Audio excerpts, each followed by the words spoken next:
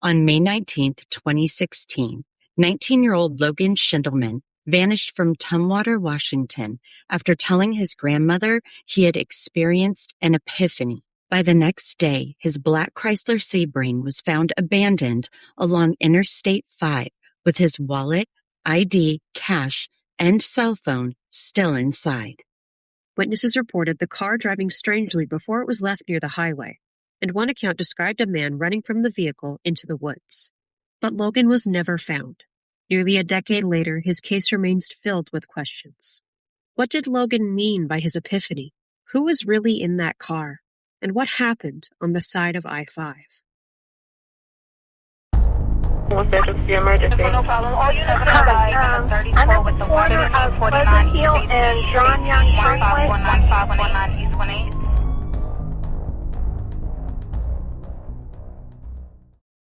Welcome back to Crime Solver Central, and thank you for joining us today. I'm Charlie. What makes this case so unsettling is not just that Logan disappeared, it's the way it unfolds. A strange conversation, a drive that seemed to make no sense. A car seen moving erratically across traffic. Witnesses describing men near the vehicle. A man seen running into the woods. And then, nothing. Hi everyone, I'm Jace. As mentioned earlier, we're discussing the missing persons case of Logan Schiendelman. There have been no confirmed sightings, no clear explanations, and no resolution for the people who love him. We will walk through who Logan was, what's known about the days surrounding his disappearance, the strange details connected to his car, and the major theories that have been discussed over the years. And we want to say this at the beginning, as we nearly always do. This is an active missing persons case. We are not here to accuse anyone, nor are we here to sensationalize Logan's life or his family's pain. We are here to keep his name in front of people. Correct, because someone may know something. It could be a memory from May of 2016. It could be something someone may have seen near Interstate 5. It could be a detail that seemed small at the time. But in a case like Logan's, small details can matter, and oftentimes can make all the difference in the world. Logan Drew Schiendelman was from Tumwater, Washington, which is near Olympia. He was 19 years old when he disappeared. At the time, he was living with his grandmother and half-sister. His grandmother had helped raise him, and by all public accounts, Logan had a close connection to his family. Logan was known in his community. He had played football at Tumwater High School, and people who knew him described him as respectful, responsible, quiet, and kind. He was the sort of person people remembered warmly. After high school, Logan attended Washington State University. But after his freshman year, he returned home to Tumwater. That transition matters because several accounts from the case describe Logan as becoming more withdrawn after he came back. That does not mean anything criminal happened. It does not mean we can assume what he was thinking, but it is indeed part of the background. He was at an age where many people are trying to figure out who they are. 19 is young, that space between childhood and adulthood where everything can feel uncertain. Logan had been a student, an athlete, and had just returned home. He was working and trying hard to find his footing. By the time May 2016 arrived, Logan's family noticed that he seemed different. There were reports that he had pulled away from his friends. There were also reports that he was thinking deeply about his life and identity. One detail that comes up often is that shortly before he disappeared, Logan had connected with relatives on his father's side of the family. That part of his life appears to have carried emotional weight for him. Logan was biracial. His mother was a mixed-race woman and his father was Saudi Arabian. Public reporting has stated that Logan had not had much contact with his father's side of the family for most of his life. So when he started reaching out to that side of his family, it may have opened up many questions for him. Questions about identity, belonging, and where he came from. Again, we can't possibly know exactly what was happening internally for Logan, but we can say that he seemed to be processing something deeply personal and important in a way only he knew how to.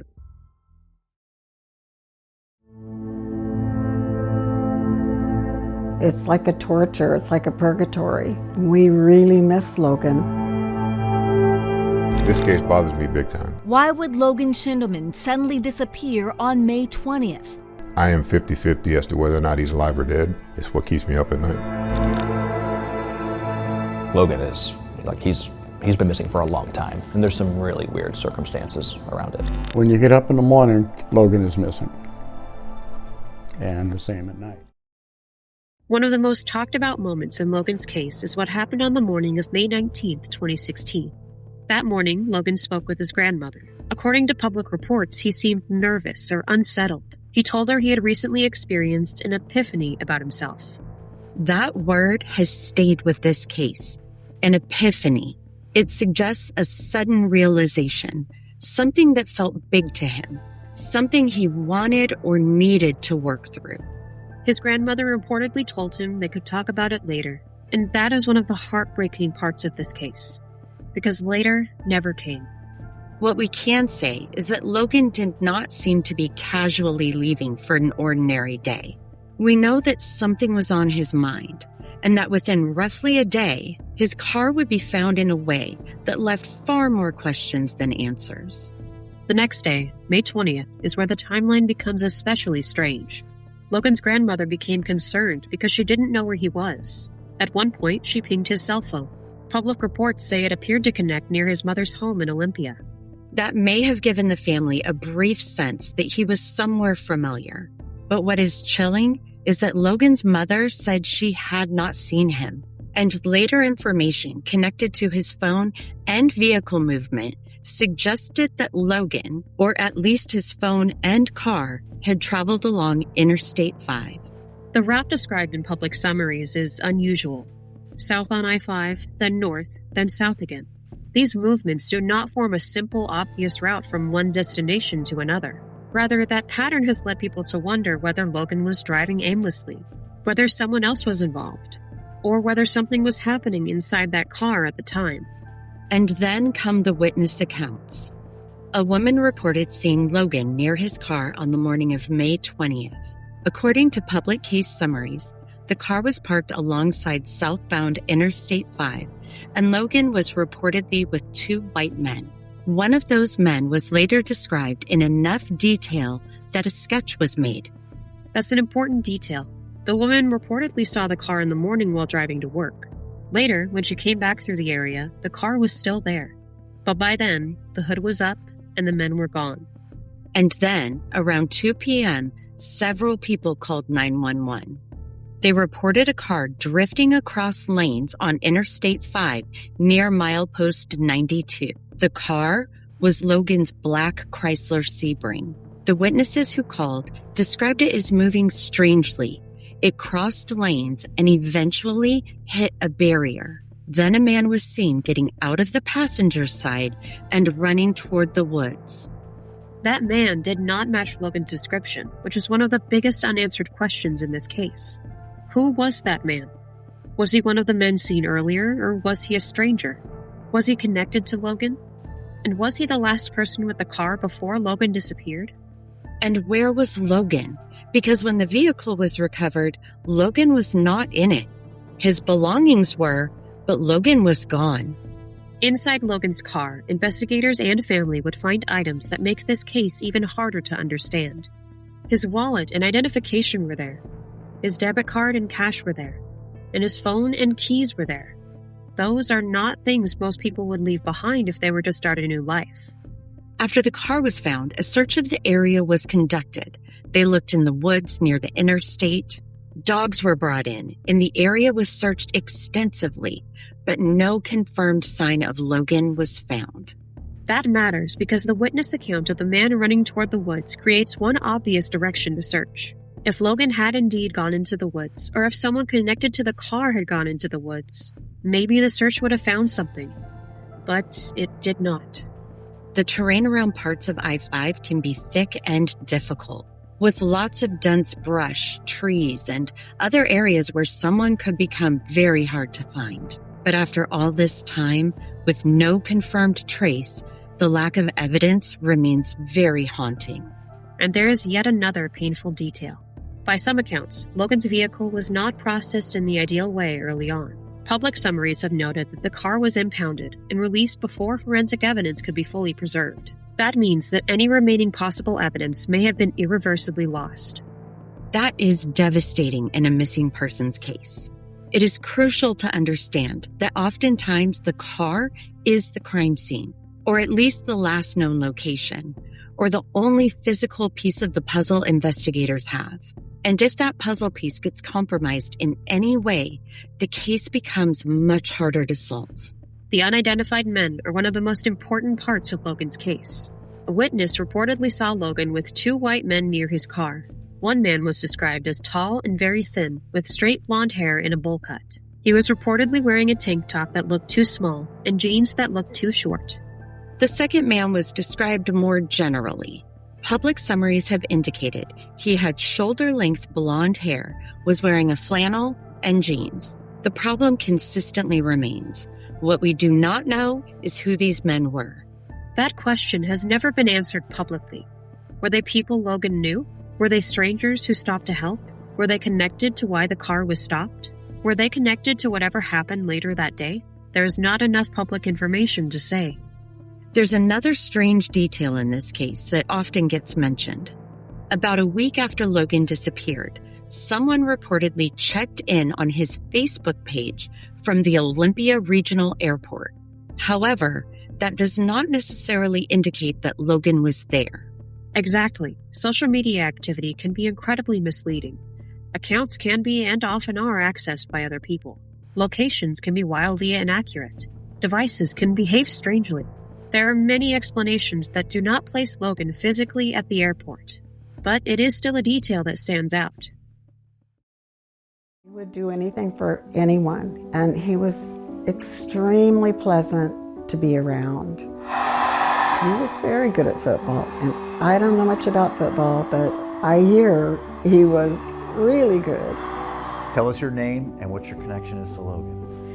My name is Tina Roberts-Crary, and I'm Logan's great aunt. The first time I saw Logan, he didn't know who I was. I sat in the front row at his graduation, but I knew the procession was going to come down in front of me, so I went really early. I wanted to make sure that he saw me. He looks at me and he goes, "You know, I don't know why my grandmother doesn't want me to know you people." I showed him pictures of his great-grandparents, my parents, and then I showed him a picture of his grandfather, my brother. And he took this deep breath and he said, "Finally, someone that looks like me." As always, we strive to be careful in the theories section. A theory is not a conclusion. A theory is not evidence. It is a way of organizing possibilities based on what is publicly known. We are going to talk through them to the best of our ability. And the most important fact remains simple. Logan Schiendelman is still missing. His family is still waiting, and someone may still have the missing piece.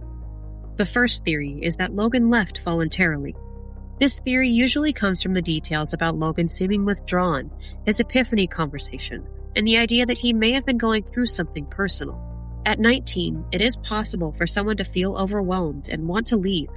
But this theory also has major problems. Logan left behind his wallet, identification, phone, debit card, cash, and other belongings. That is a hard thing to explain if you plan to start over. It also seems out of character based on what his family has said.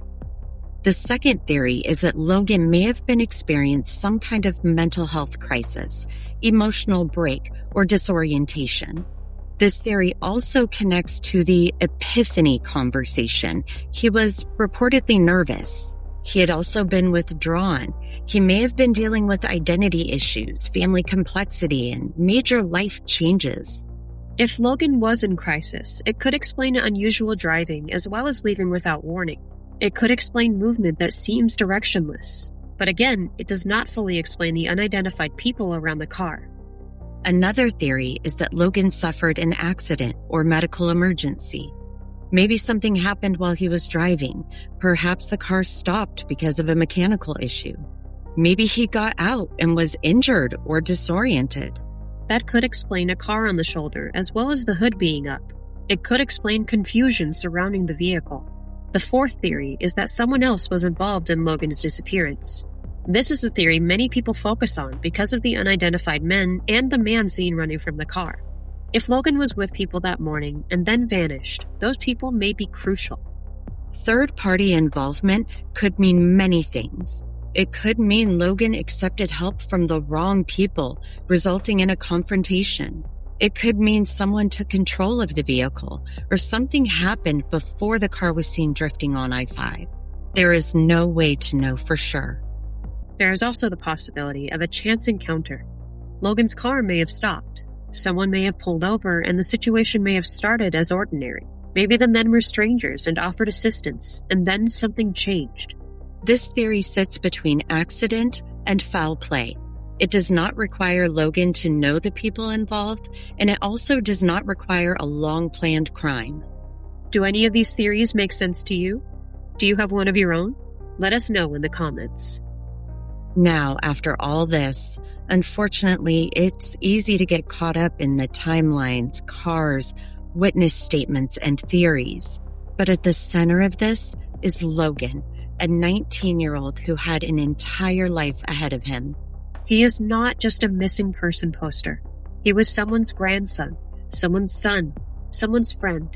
He was someone who walked through school hallways, played football, laughed with people, and had dreams that were still forming. And now, his family has spent years without an answer. That kind of uncertainty is its own kind of grief. There's no final day to mourn, and no clear truth to hold on to, just questions that keep reopening. Every anniversary brings the same pain. Every new article, every renewed search, every mention of the case carries hope and heartbreak at the same time, because maybe someone will finally come forward. That's why covering missing persons cases matters. Not because we want to turn tragedy into sensation, but because attention can lead to information. Information can lead to movement, and movement can lead to answers. If you're listening and you were in the Tumwater, Olympia, Maytown, Rochester, or I-5 corridor area in May of 2016, please think back. Think about the morning and afternoon of May 20th. Think about southbound Interstate 5. If you don't recall, look back at your camera roll to see if you have any photos that jog your memory of that day and time. Do you remember a black Chrysler Sebring convertible on the shoulder? Do you remember seeing the hood up? Do you remember seeing two men standing near a car? Do you remember someone running from a vehicle near the freeway? Do you remember a person coming home that day acting nervous, dirty, scratched up, or panicked? Do you remember someone suddenly talking about Logan's case in a way that felt too familiar? These are just a few questions you can ask yourself as you search your brain for what may have happened. Sometimes people don't report information because they think it's too small. They think, I'm not sure. Somebody else may have already said something, or it's been too long. If you have any information about the disappearance of Logan Schiendelman, please contact the proper authorities. Public missing persons notices have listed the Thurston County Sheriff's Office and the Washington State Patrol as agencies connected to tips in this case. You can also share information with Crime Solvers Central. Crime Solvers Central exists to keep cases like Logan's visible, organized, and in front of people who may know something. If you are not comfortable speaking publicly, still consider making a report to law enforcement. You can be completely anonymous with it. And remember, a tip does not have to be perfect. You don't have to know the whole story. If you saw something, heard something, or remember something from May of 2016, report it. Logan's family has waited for answers for years. They deserve the truth, and Logan deserves to be found. Please share this episode so Logan's face and story can reach more people. Subscribe to our channel and sign up for notifications so you know when the next case drops. Thank you for spending this time with us and for helping keep Logan's case alive. From all of us at Crime Solvers Central, stay safe, stay curious, and stay loud.